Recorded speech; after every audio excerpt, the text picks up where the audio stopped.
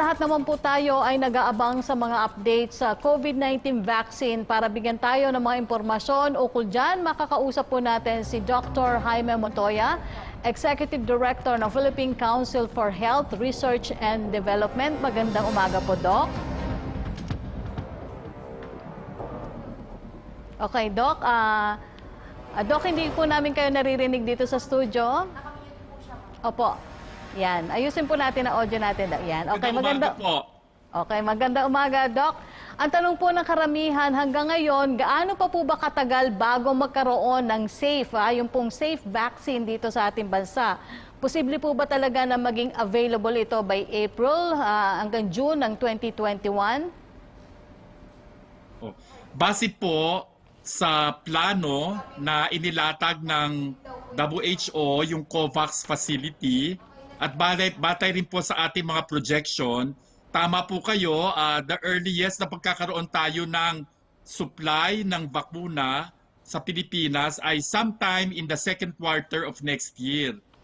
Ikinokonsidera po natin dito ang COVAX facility na inorganize ng WHO, ng CEPI, yung Coalition for Epidemic Preparedness Initiative, at ng Gavi para maka-access po tayo ng at least 20% of our demand for vaccines. So ito po ay 20%. At ito po ay lalabas ang supply first quarter of next year. So ibig sabihin po, lalabas sa kanila. So with all of our approval sa FDA at yung mga requirements na kailangan, talaga pong mga second quarter of next year po tayo magkakaroon ng supply. Opo. Ng panimulang supply ng bakuna. Opo, Doc, ano po yung, gaano po karaming developers ng vaccines ang papayagan po natin na magsagawa po ng clinical trials dito sa ating bansa? Salamat po sa tanong. Wala po tayong limit. Kahit basta lahat po ng kumpanya na gumagawa, whether government or public, whether meron tayong agreement or not, pwede naman pong mag-conduct ng clinical trial sa ating bansa. Okay. Pero po, ang ating pamahalaan ay magsusuporta lang sa solidarity trial ng WHO. So ito po yung trial that will involve a number of vaccines that will be approved by the advisory group of experts ng WHO para gawan po ng clinical trial, at isa po tayo sa 100 bansa na magpa-participate po dito sa solidarity trial. So dito po tayo may commitment, pero even po yung mga hindi kasama sa solidarity trial at mga independent vaccine developers ay pwede naman po mag-conduct dito basta po sila ay magsasubmit ng application sa Food and Drug Administration, at pag nabigyan ng approval po ay pwede sila magsagawa ng trial sa ating bansa.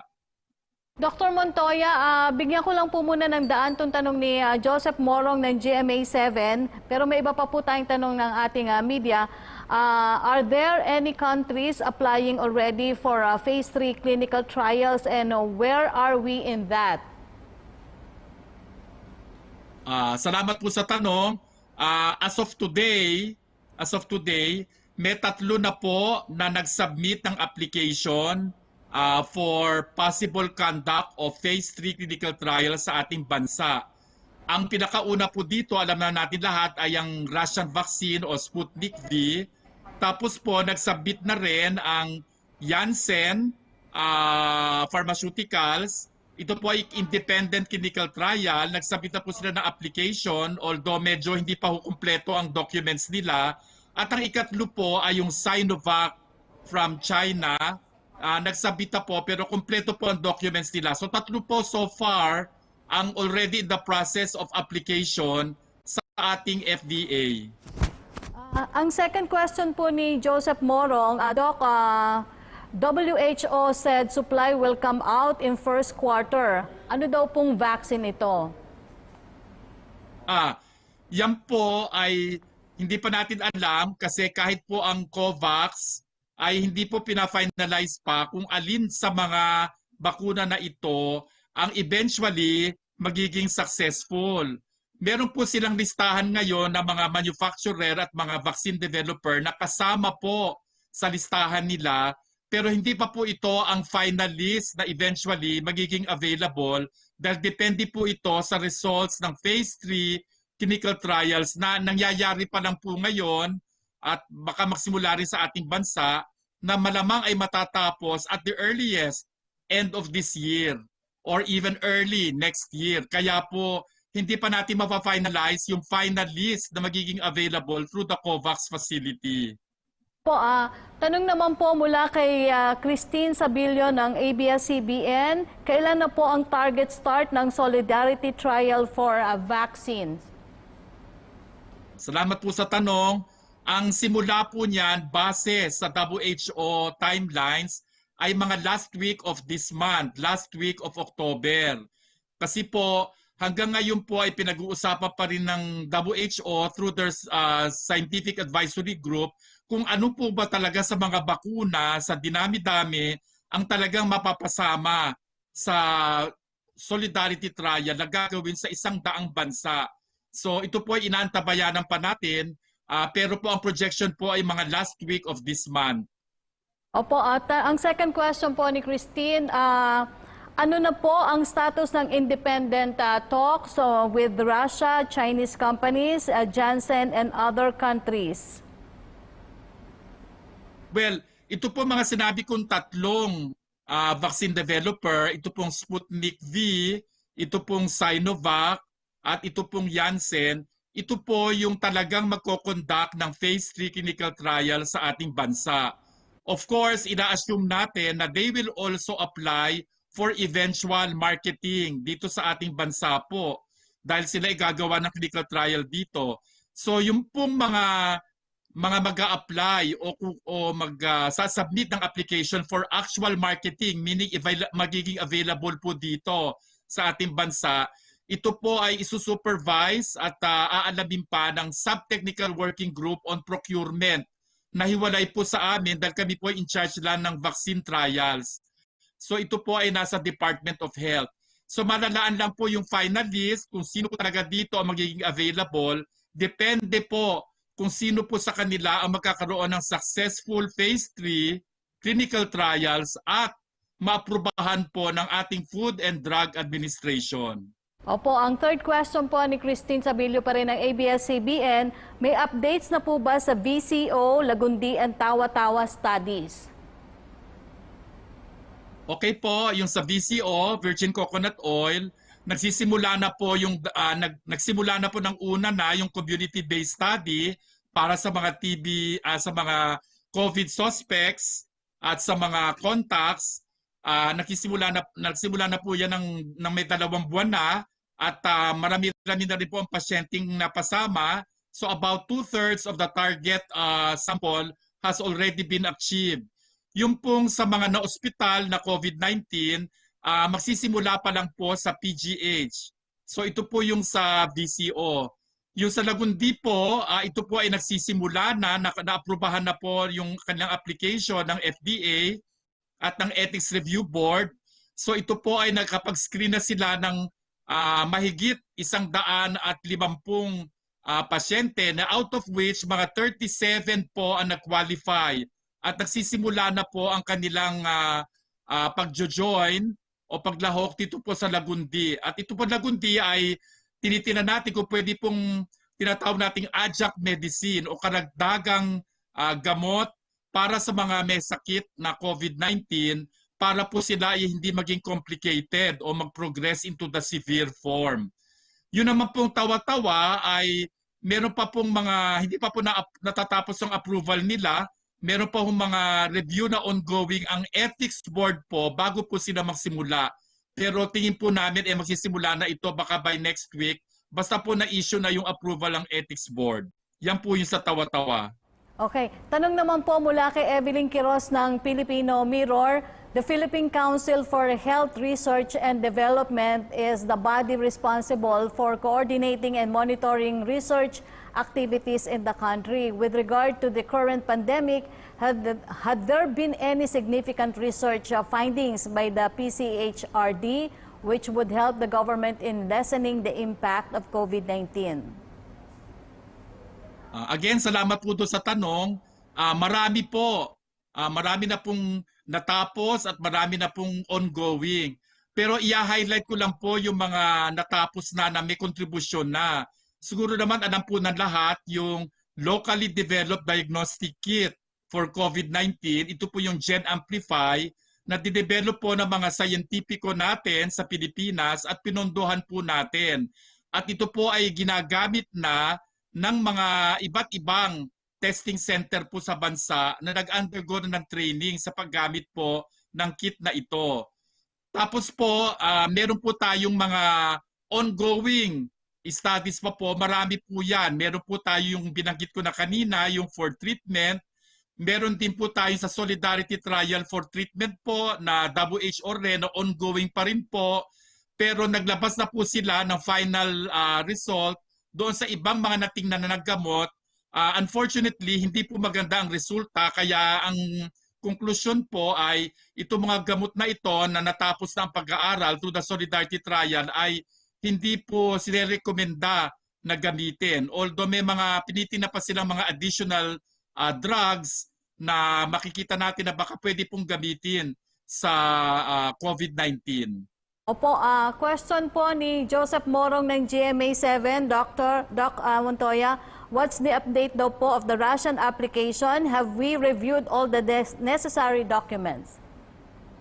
Opo, ongoing po. Nag-second round na po kasi may kulang pa na mga datos na hiningi ang ating vaccine expert panel. So may second round po ng evaluation na nangyayari ngayon. So talaga masusing tinitingnan po yan para po masigurado natin na safe po at magagawa po natin itong clinical trial ito sa ating bansa. So ongoing po yung second round. Doc, pagkatapos daw po ng clinical trials, ano naman po ang mga proseso na pagdadaanan para maging available na po sa publiko ang bakuna? Well, syempre po, katulad sinabi ko kanina, kailangan po matapos muna ang phase 3 clinical trial. So, ang nakikita po natin, yung pinakamaaga nagsimula, so ito po yung sa Amerika, yung sa Pfizer, yung sa Moderna, at pati po yung sa England, yung sa Oxford vaccine, sa AstraZeneca. Kung ito po ay hindi magkakaproblema, matatapos po ito ng mga November o early December. So pag natapos po ito, i-approve to na kanilang FDA sa kanilang bansa at only kapag na-approve ng mga FDA nila sa kanilang bansa, pwede po sila mag-submit sa ilang mga FDA po sa outside na ng kanilang bansa, kasama po ang Pilipinas. So malamang matanggap ng ating FDA yung mga papeles po first quarter of next year. At given mga 1 month para i-review nila, so tamang-tama po ay tatapat po yan ng mga second quarter, second quarter, ma-approve yan, magiging available na po yung vaccine para bili ng kahit sino at para mabili din po ng ating gobyerno. Opo, Doc, dahil magkoconduct nga ng clinical trials dito sa bansa, so gaano po naman tayo kasigurado na magkakaroon ng priority access nga sa mga vaccines na ito? Opo, ang ating mekanismo para tayo masigurado na makaka-access tayo ay hindi po through the clinical trials. Yun po ay para lang malaman natin kung ito po talaga magandang bakuna na nauubra o aangkop sa mga Pilipino. So ito po ay magiging basihan para sa desisyon ng FDA at ng ating pamahalaan kung alin ang pipiliin na bakuna. Pero yung pagkakaroon po ng bakuna natin at as soon as time possible, tayo po ay naka-access po sa COVAX facility. Ito po yung magagaranti na tayo po ay makakakuha dahil isa po tayo sa 92 countries na eligible na bigyan po ng at least 20% of our national need para makover po yung 20% of our population. So 3% po will go to our healthcare workers, social workers, mga frontliners, yung sa first delivery, at yung second delivery po, yung remaining 17% to complete the 20% for the groups na high risk, katulad ng mga may edad, may mga ibang sakit, at yung remaining 80%, yun po ang ine-negotiate pa after the 20% has been delivered. At ito po ay through the COVAX facility. Opo, sa ibang usapin naman, Doc, ito marami kasi nagtatanong, ano daw po ba itong saliva COVID-19 test at gaano daw po ito ka-accurate at gaano po kalaki ang chance na maaprubahan ito sa ating bansa?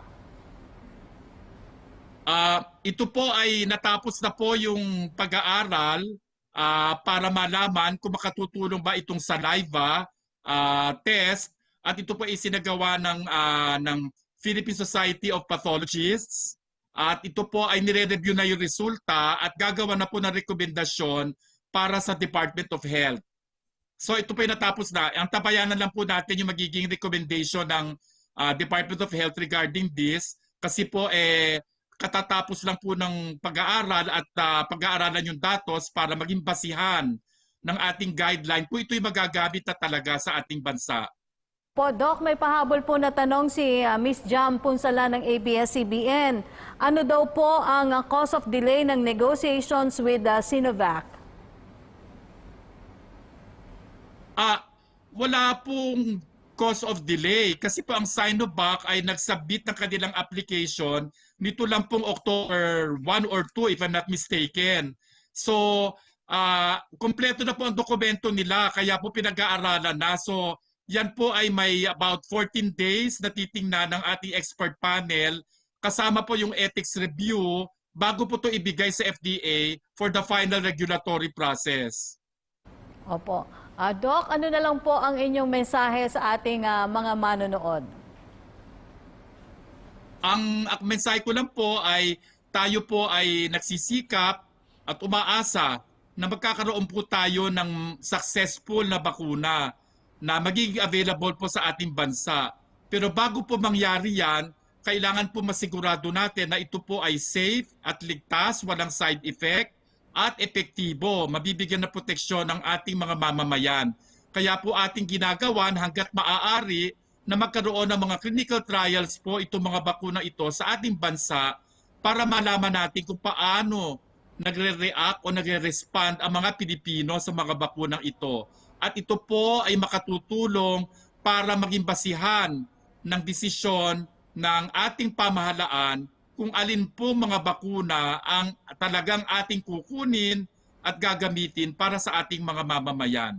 Okay, So yun na po ang aking masasabi at sana po ay tayo lahat mag-antabay at umasa tayong lahat na magkakaroon po ng successful na bakuna based on the phase 3 clinical trials na ongoing pa po. Marami pong salamat, Dr. Jaime Montayo, Executive Director ng Philippine Council for Health Research and Development. Maraming salamat po.